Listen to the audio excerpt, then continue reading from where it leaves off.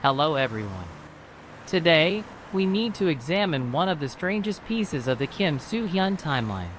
The claim that private diary entries were released online to defend him.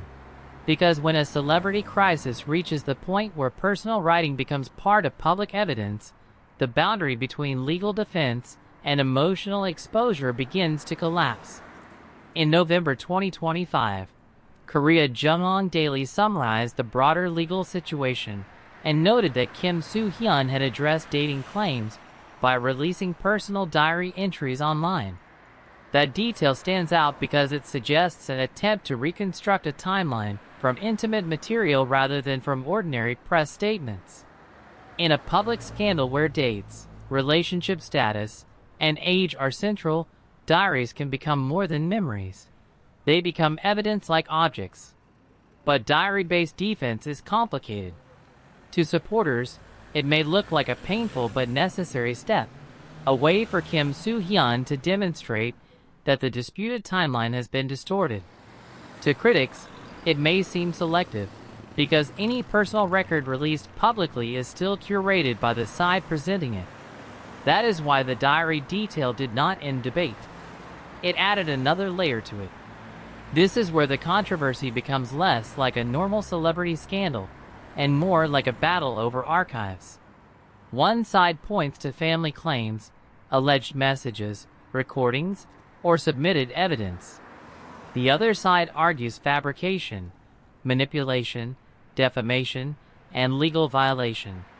The public, meanwhile, becomes an unofficial jury reading fragments without the tools, authority, or complete record needed to resolve the case. That creates an exhausting environment where every new piece of evidence produces not clarity, but another round of interpretation. The legal conflict also escalated around claims of manipulated materials. Korean media reported that Kim Soo Hyun's side filed a 12 billion won lawsuit against Kim Soo Hyun's family for defamation and damages, and that he had publicly insisted KakaoTalk conversations presented by the family were fabricated. The Korea Times also reported that public opinion had soured despite his defense, while several brands reportedly demanded compensation. What makes this so severe is the emotional imbalance of the case.